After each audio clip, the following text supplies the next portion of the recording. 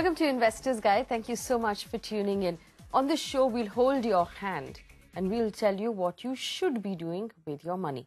Now, in order for us to do that, you have to go and grab a piece of paper and a pen and write down the advice you hear on the show. You should also write down my email ID, which is at the bottom of your screen, so you can send in any question you have about your money. This week, we help a young investor repay his education loan and then get started with his investments. In our product review, we look at the Reliance Growth Fund and we'll tell you whether you should be investing in balanced fund. All right, it's time for me to bring in Kumar. Thank you so much for joining us. Thank you. Like always, and like we had expected it to, the market is now volatile. All of the things that would have spooked our market maybe about 2 years ago have started to happen. The monsoon has been weak. Parliament has not moved. There's been no work that's happened in the monsoon session of Parliament. There's a lot of jitters happening from across the world, whether it's China or Greece, and all of these things are adding up. We saw a 500 cut on the Sensex, 500-point cut on the Sensex on Monday, and then the rest of the week seemed fairly volatile. So for viewers watching at home at this point, does the advice remain the same? Keep it simple, don't get worried, don't move away from the plan that you have in hand? All these things are completely beyond your control. What is in your control is that, ensuring that you are investing the money in equity which is not needed for many years. You can be disciplined about your approach. You could be choosing investments which are relatively more stable or well diversified. And that's about it. You are not timing it. So just stick to it. Any 5-year time period, any 10-year time period, regular investing beats that. If you recall, last week we had a simple graphics in Economic Times, which was saying that on any 5-year, 10-year, on any 10-year period, the worst of equity fund has delivered better return than the PPF. So that's your deal. The advice remains really, really simple on this show. Put away money that you don't need for the next 5 years. So that's your horizon, a minimum of 5 years. The longer the better, whether it's 10 years or 15 years. Always use an SIP, always invest regularly, always invest in an equity mutual fund. It's as simple as that. Just write it down. It will hold you in good stead. Rendra, I love the next question that's come in. It's from a 22-year-old. Vivek has written in. He tells us he now has an income of 32,000 rupees a month. He started working. Congratulations, Vivek. We're so proud of you. He has an education loan to pay back at 13% of about 1.6 lakh rupees. He's also borrowed from his friend. He has 25,000 rupees. He's going to have to pay back to his friend. Now, these are his goals. His brother's going to start studying in July 2016, which is a year from now. He wants to put aside 1.6 lakh rupees for his brother.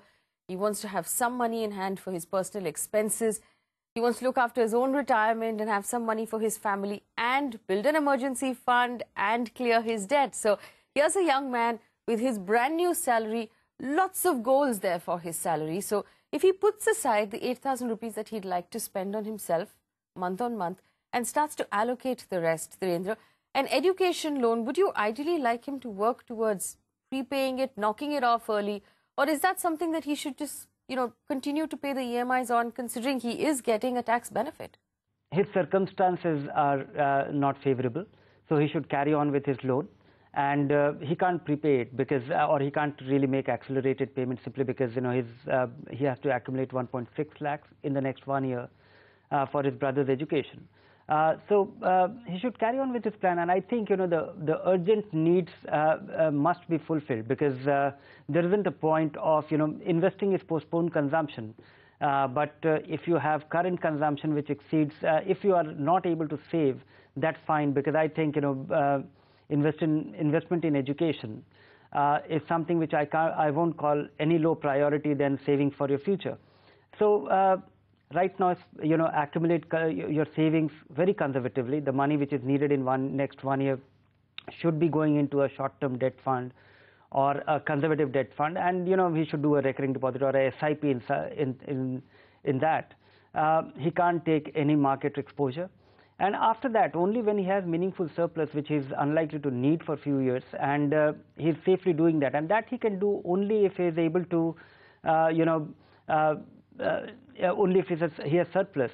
And that can be had only, he should look at his education loan as an expense. He should take the tax break. And only when he can comfortably repay or prepay, he should do that. And he should also consider, making the essential investment so that he's able to save on tax. That 80C investment will have a double payoff. One, he'll start saving in equity. He'll start accumulating in equity, and then the tax save will be money earned. All right, so it's very clear what you need to do, Vivek. This is what you need to do. Whatever money you have to set aside for your brother, either use a recurring deposit or a short-term debt fund and start putting that money aside. We don't want you to go anywhere near the stock market with that money. You do not have enough time. You need to set aside your emergency fund, which is your next priority. At least 3 months worth of expenses or salary needs to go into an account. Once you've done these two things and continue to pay your your EMIs on your education loan, there's nothing wrong with that. Don't let that worry you. Don't let that cause you any sort of panic. Once you've done all of that, calculate how much you need to invest to save tax after the PF deduction and after your deduction from your education loan, and invest the rest possibly in a tax-saving mutual fund that's on your screen right now. We'll be here in case you need anything else. Let's move on to our portfolio segment. Well, 43-year-old Rajesh has written in from Bangalore. A very interesting case, Dhirendra. Obviously, he wants to look after his child's education. He has one child and his own retirement. He takes home 2.2 lakh rupees a month. He's putting aside 1.2 lakh rupees a month in mutual funds. Now, this is what his portfolio looks like. He has an endowment plan from PNB MetLife for the next 10 years with a 16-year maturity. He has his EPF deduction, and he has his wife and child who are dependent on him. He wants to put far more money into his mutual fund SIPs, which sounds great. I'm a little concerned about the fact that I didn't see any sort of mention of health insurance or a mention of a life insurance cover from his email. There was just that endowment policy, and I can bet that that will not be a cover that's high enough. I would like him to stop and first take a look at his insurance policies and make sure that he has enough life cover. But if you look at his investments, do you think he's on track? Yeah, one is that, he has chosen good funds. He's extremely disciplined. He has his approach right, and he can do with fewer, and I see that, he has segmented his investment into two parts. One is a set of fairly aggressive funds and chosen carefully. The other is, a carefully chosen conservative fund, the set of balanced fund and the tax saving fund. And he has reasonable savings going into this. If he is disciplined about this, I think he'll be very well off, given the amount he's investing and the kind of fund he has chosen. But I think he can do with fewer, he should just do, review his position in these two things. Does he require the balanced fund for his 15 and 20-year time frame? He's already, putting 20,000 rupees. If you look at, 1.25 lakh rupee going into funds, of which, 2-3 funds are balanced fund, whereas, he's investing 2.4 lakh rupee, 20,000 rupee per month into his, the provident fund deduction, which is essentially right now is a fixed income investment. So he should look at his investments holistically. And I really wonder that he, how much, there must be some thinking behind this conservative selection. But I don't think, he's off the track. At most, I find a very unusual fund being there, which he can do without, which is the Birla Gen Next fund. All right, so a couple of funds that you need to reconsider. Dhirendra says you don't need a balanced fund in your portfolio. So it also makes sense, like we always say, to bring down the number of funds that you're investing in so you can manage them better. The other thing we'd like you to do is take a look at that endowment policy. Really you ask yourself whether you need that endowment policy. Ideally, for someone making the kind of money you're making, you need to have at least a 2 crore rupee life cover.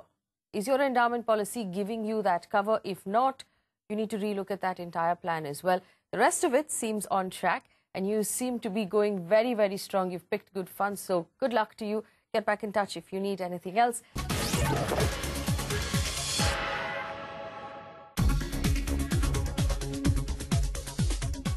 Welcome back. You're watching Investors Guide. Thank you for staying with us. It's time for us to take a close look at one mutual fund. This week, that mutual fund is the Reliance Growth Fund. Now, this is from the multi-cap basket, which is so interesting because it's a lot of times Dhirendra recommends that we use multi-cap funds or diversified equity funds over everything else in the market. So this becomes an interesting fund to consider.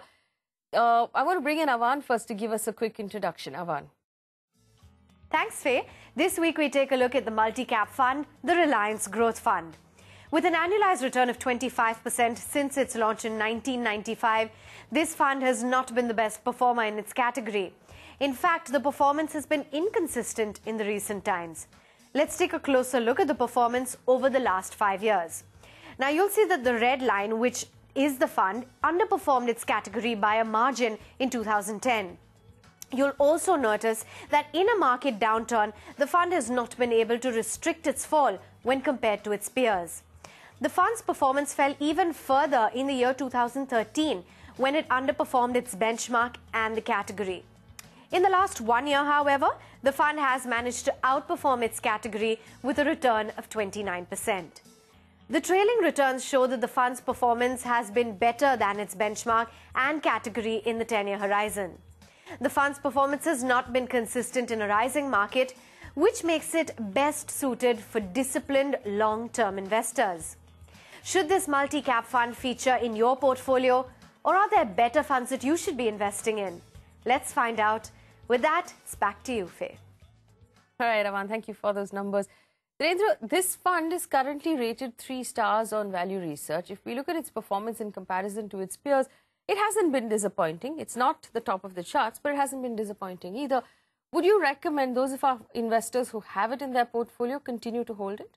Reliance Growth did very well many years back, and for last 5-7 years, few years it does well, few years it struggles, and this fund will do exceptionally well if we are in a phase of market, in a rising phase of the market. But otherwise, I don't think it is able to regain what it did in the last decade or in its first 10 years.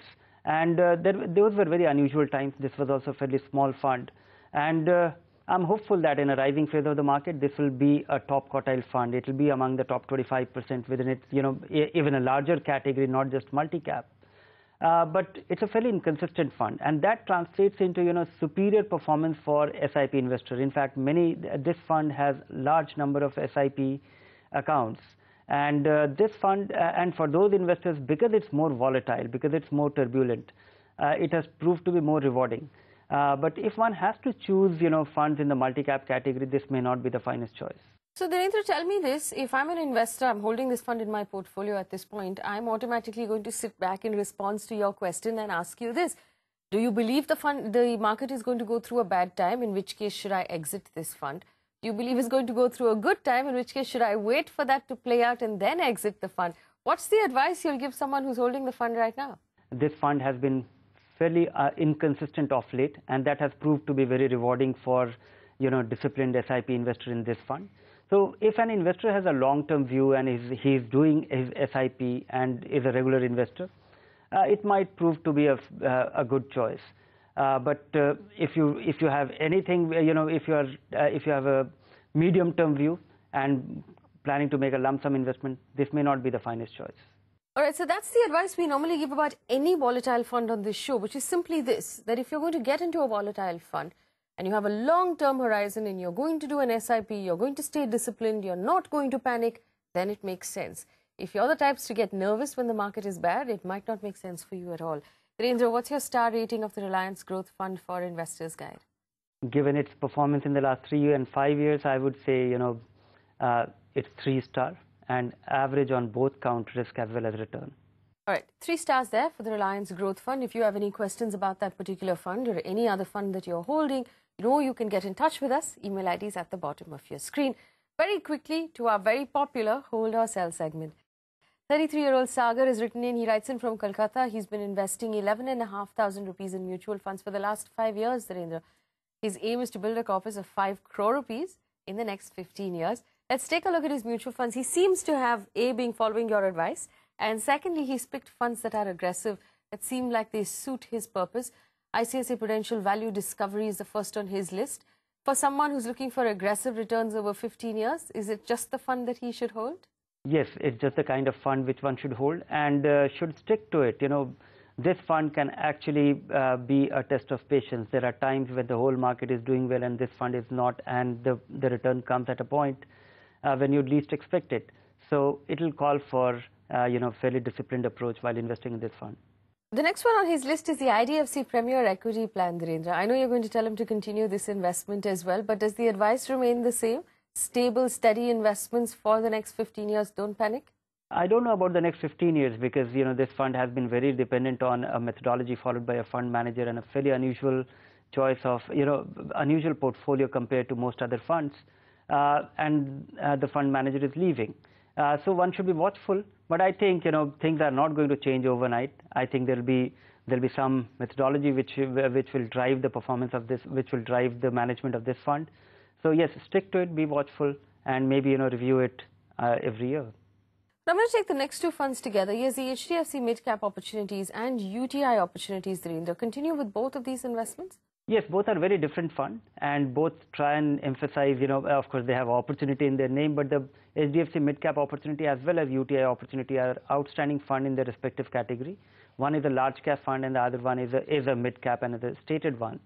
So yes, looking for aggressive return, these are good funds. Well, we know he has HDFC Mid-Cap Opportunities in his list. Does he also need to have HDFC Top 200? He has 1,000 rupees going into this fund every month. Would you recommend he continues that investment? No, I think, it's unnecessary because, given his time frame and given his expectation of return and the kind of fund he has otherwise chosen, and through other funds, he is able to derive his large cap exposure. So he can do without having this nominal investment going into HDFC Top 200, which just adds to the list. Last two funds on the list, Reliance Equity Opportunities and the Birla Sun Life Frontline Equity Plan, Dhirendra. Continue with both of those as well? Yes, these are mainstream, large and mid-cap fund, and they provide a good exposure to the overall market. So yes, he should continue these two. All right, Sagar, so other than the one fund, which is HDFC Top 200, which doesn't really fit in with your larger scheme of things, you have 6 funds left, which is the ideal number that one should have. So you seem to be on track with your entire investment. Good luck with those investments. Write back to us if you need anything else. Dhirendra, as always, it's been a pleasure to chat with you. Thank you so much for answering all of our questions.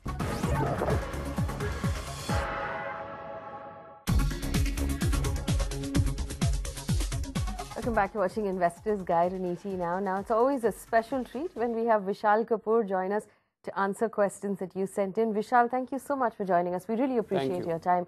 Our first question comes in from 37-year-old Narayan, who writes in, he wants to have an emergency fund of 3 lakh rupees. He's been investing in the Birla Sun Life Frontline Equity Fund and the Birla Long-Term Advantage Fund through an SIP. He wants to know if he's on track.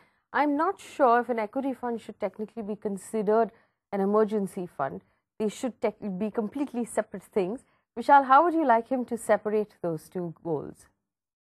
Mr. Akiri, regarding the specific funds that you mentioned, I think the first one, the Birla Frontline, is a good flagship fund that you can continue to hold on. The second fund that you mentioned, we could suggest an alternative for 2 reasons. One is it is a good performer, but it's averaging now.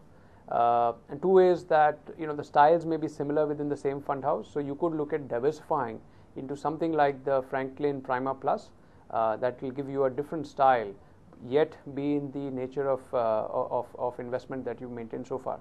Having said that, what I do note is that you mentioned that this is funds required for an emergency purpose. Now, if it's for an emergency purpose, then an equity fund will have its own challenges if markets are volatile. So you may want to consider or reconsider whether you want an equity fund at all or not. And a fixed income fund, especially a short-term plan, may be more appropriate if the tenor that you're looking to hold is medium term. Our next question comes in from Satish Kumar. He has an income of 40,000 rupees a month. Let's take a look at his mutual fund list. He has the iProof Focus Blue Chip, the ICICI Prudential Dynamic, HDFC Mid-Cap, Birla Sun Life Frontline Equity. He wants to add another 2,000 rupees with the SBI Pharma Fund.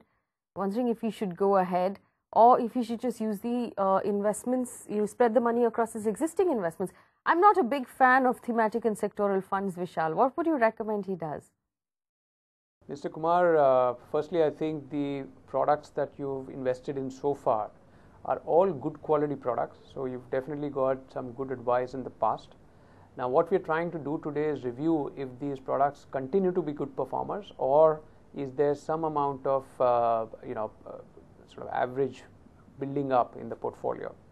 So when I look at your portfolio, I think the Birla Sun Life Frontline Equity continues to be a very strong performer. The iProof Focused Equity has again been a very strong performer last year, but that's something you need to watch out for. This year so far it's averaged out, but not an early, nothing to be alarmed of so far.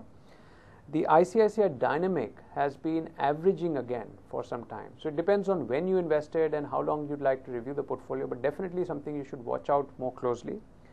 The HDFC Mid Cap, which is the fourth product in your portfolio, that will tend to be a bit more volatile. One, because it is mid cap, and two is because of the style that the fund manager uses. So again, if you can hold up through the volatility in the fund, it's a good product. But there are some other mid cap products, for example, the UTI Mid Cap, which have a slightly more risk-averse style, even within the segment. So that's something you may want to consider. So overall, a good portfolio, but with some amount of need for watching carefully on 2 or 3 of these funds. Your interest in additionally adding the SBI Pharma, it's a good fund, but we must recognize it's a sector fund. So you'll have to track it very closely if your objective is to see the upside through the pharma cycle. But like with any other sector fund, if you get the cycle wrong, then even the best fund manager will not be able to outperform the market overall. So within the sector, it definitely is a high quality product. All right, let's take one more question. Arun Gupta has written in. Now, Mr. Gupta tells us that he has a 45-year-old disabled son, Vishal, and he'd like to put aside some money for his son. He can spare 5,000 rupees a month right now, but he wants a plan. Now, this is obviously a special case. Vishal, how would you like him to go about this? Because there needs to be separate steps in terms of putting aside some money for emergencies and then some for the long term. How would he ideally go about doing this? Mr. Gupta, firstly, it's a good objective that we want to start investing for your son. However, at this stage, we don't know enough about the risk that you're able to take for this objective. Without that, and given the fact that you've been on this show for some time, I'm assuming you understand some of the volatility and the risks that equity investment specifically may bring about. And therefore, I will suggest to you that you could look at a balanced fund. It will give you the benefit of equity with some amount of downside protection or volatility absorption through the fixed income component, also quite tax efficient. So you could consider starting off with a balanced fund for your son. I recognize he's 45 years old, and therefore if you're looking at a reasonably long time for his needs, then this would be a good way to start off. A high quality fund like, I would say, an HDFC Balance Fund or a Franklin Balance Fund or a Tata Balance Fund would be, I think, a choice that you could look at. So that unfortunately brings us to the end of the show. It's always a pleasure having Vishal Kapoor on the show. So if you have a question for Vishal, write to us on this email ID and we'll ask Vishal to come in and answer your questions for you. Vishal, thank you so much for joining us on Investor's Guide this week. Remember, you'll find a copy of this show on our Facebook page, and you can reach me on Twitter as well. Get in touch. It'll be my pleasure to hear from you. Thanks for watching.